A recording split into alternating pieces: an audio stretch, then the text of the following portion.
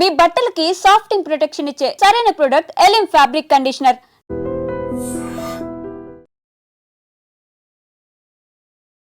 చిట్టి తల్లి హెట్విక ఏమైంది, ఆ పాప గురించి అప్డేట్ ఇవ్వండి అంటూ చాలామంది రెస్పాండ్ అయ్యారండి. మార్నింగ్ మనం వీడియో పెట్టాము ఒకటి.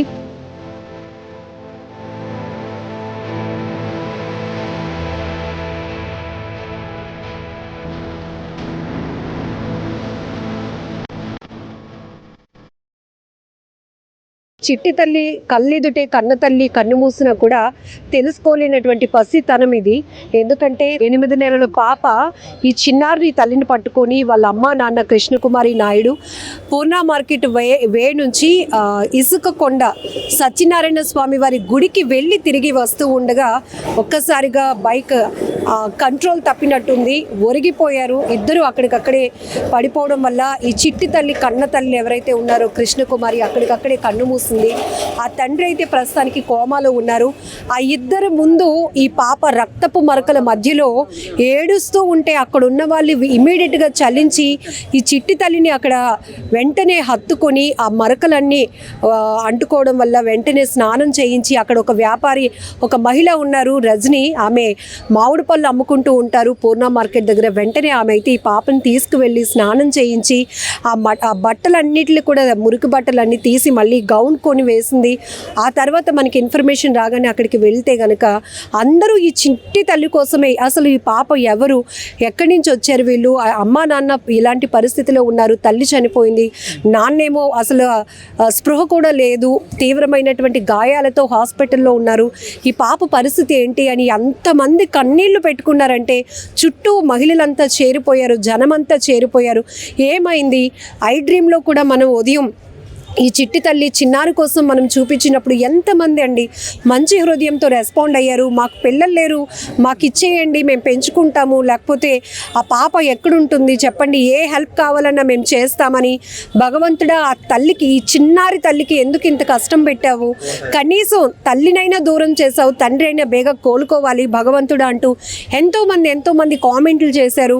సో అవన్నిట్లో ఇంక చూసిన తర్వాత మాకు అసలు ఏమైంది, చిన్న తల్లికి ఎవరైనా ఉన్నారా, ఈ పాప ప్రస్తుతానికి పోలీసుల కస్టడీలోనే ఉందా, లేదంటే ఉదయం రెస్క్యూ చేసినటువంటి ఆ మహిళా వ్యాపారి రజనీ గారి దగ్గరే ఉందా, ఇవన్నీ కూడా మమ్మల్ని ఆలోచింప చేసి మరొకసారి మనం కేజీహెచ్ దగ్గరకు వచ్చాం. ఈ ప్రమాదం గురించి తెలిసిన వెంటనే బంధువులు మొత్తం ఊరంతా అనకాపల్లి జిల్లా బుచ్చయ్యపేట మండలం నుంచి మొత్తం గ్రామస్తులు కుటుంబ సభ్యులంతా తరలి వచ్చారు. పాపం ఈ చిట్టి తల్లి అయితే అలసిపోయింది. ఉదయం నుంచి అమ్మా నాన్న కనబడక ఏమైందో తెలియక అటు ఇటు అందరూ ఎత్తుకుంటూ నలిగిపోయింది. ఒక రకంగా చెప్పాలంటే అలసిపోయి బజ్జుంది. బట్ ఇక్కడ బంధువులు ఉన్నారు. అసలు ఏంటి వీళ్ళు ఎందుకు అనకాపల్లి నుంచి దైవ దర్శనానికి వచ్చారా, లేకపోతే ఏం జరిగింది? అందులో నాయుడు గారు అయితే దివ్యాంగులు, ఆయన డ్రైవ్ చేస్తూ ఉన్న బైక్ ఏమైనా అదుపు తప్పిందా, ఏంటి కండిషన్? ఇంకొకటి హెల్మెట్ లేకపోవడం వల్ల ప్రమాదం జరిగింది అంటున్నారు. బట్ ట్రాఫిక్ పోలీసులు చెప్తున్నారు హెల్మెట్ కూడా పెట్టుకున్నారు, కానీ క్లిప్ పెట్టుకోలేనట్టు ఉన్నారు మేడం అని. సో ఏం జరిగిందో తెలియదు, కానీ గొప్ప అంటే ఇంకా మనం ఎవరం జీర్ణించుకోలేనంత ఘోరం జరిగిపోయింది.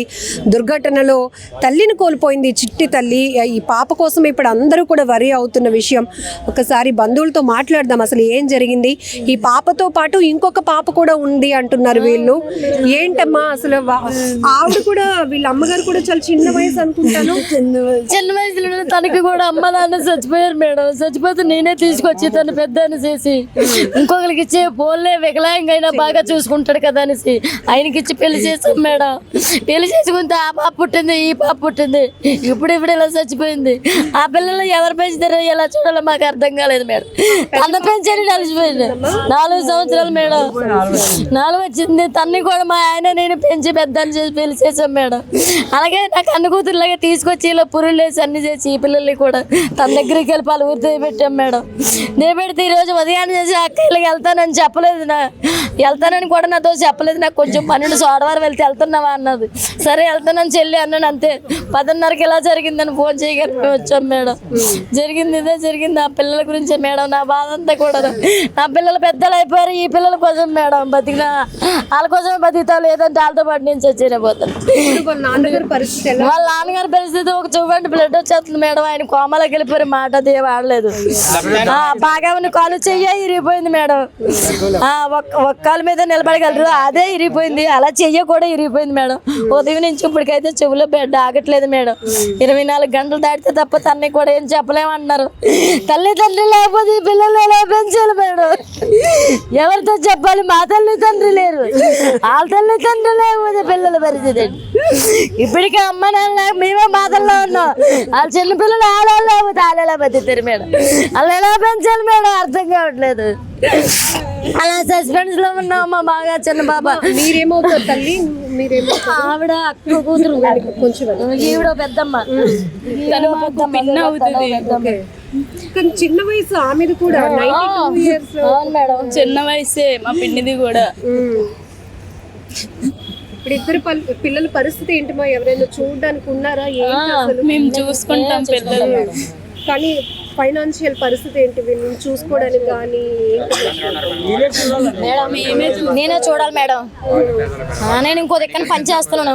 మరి ఆ పని మానేసుకున్నాను సరే, పిల్లలు పెంచుకోవాలి మేడం. ఎందుకంటే మా చెల్లి జ్ఞాపకార్థం కదా మేడం.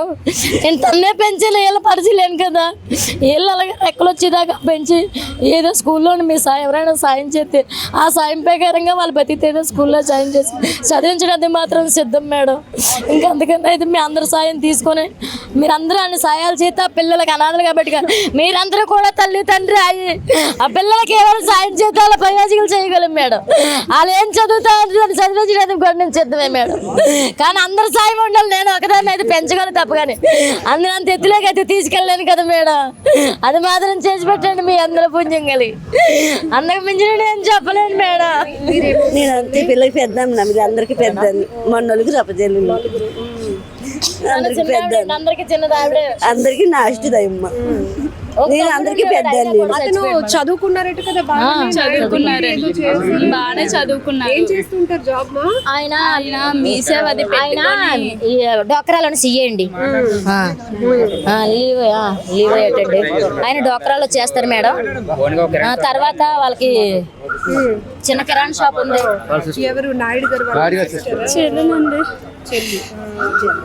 ఇంత ఘోరం జరిగిపోయిందమ్మా. ఇద్దరు పిల్లలు, పాప 4 ఏళ్ళు వచ్చాయి, 4వ సంవత్సరం, పాపకి 8 నెలలు, పాపకి 8వ నెల. ఇద్దరు షాప్ పెట్టుకున్నారు. డోగరా సీఏగా చేస్తాడు, వ్యాపారం తిప్పుకుండేవాడు, బాగానే ఉండేవారు.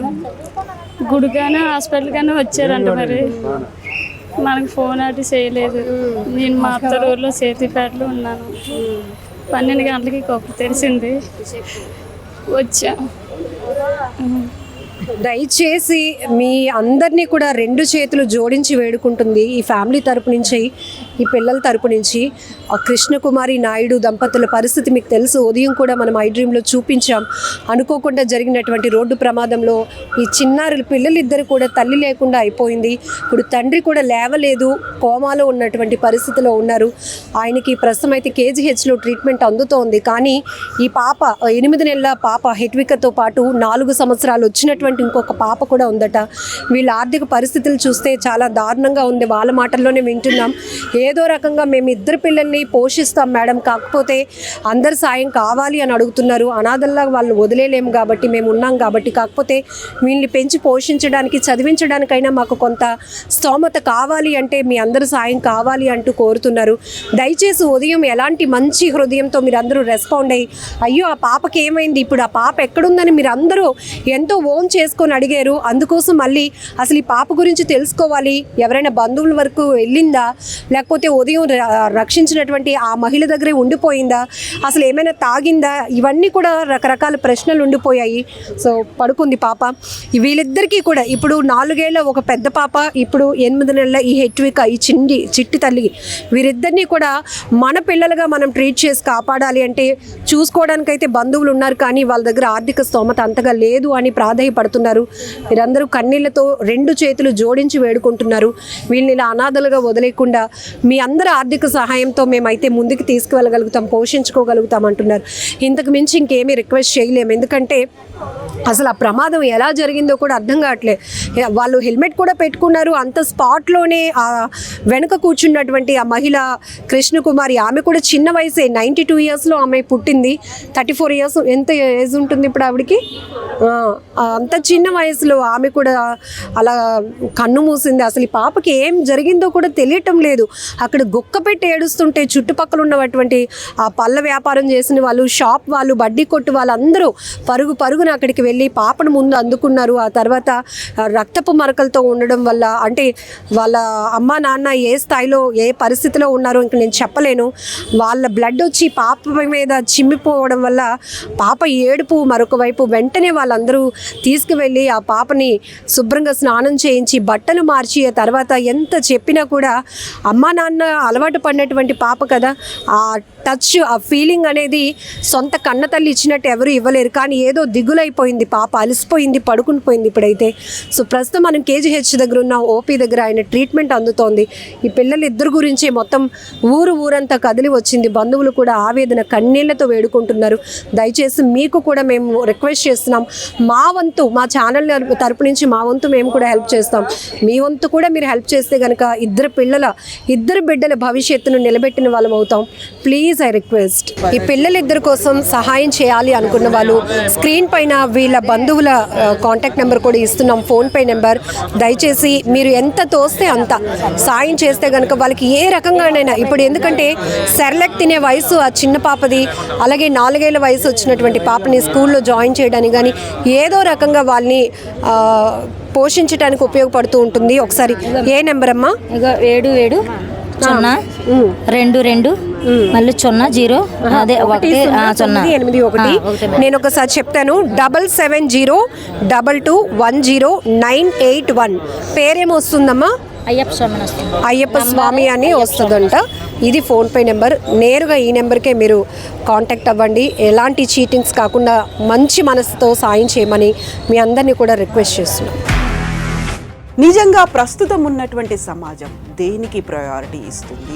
ఆర్థిక సంబంధాల చుట్టూ మాత్రమే తిరుగుతుంది. మళ్ళీ ఎన్నికలంగానే చాలా విరక్తి కలుగుతున్నాం. మంచి అనిపిస్తుంది కదా, లేడీస్ కూడా ఛాలెంజింగ్ జాబ్స్ చేసినప్పుడు చాలా బాగుంటది. ట్రాఫిక్ అసిస్టెంట్స్ గా నియమించిన ట్రాన్స్జెండర్స్ అందరితో సాల్యూట్ చేయించుకుంటున్నారు. ఫుడ్ డెలివరీ ఇవ్వటానికి వెళ్ళినటువంటి డెలివరీ బాయ్ అనిల్ పై కళ్ళ ముందు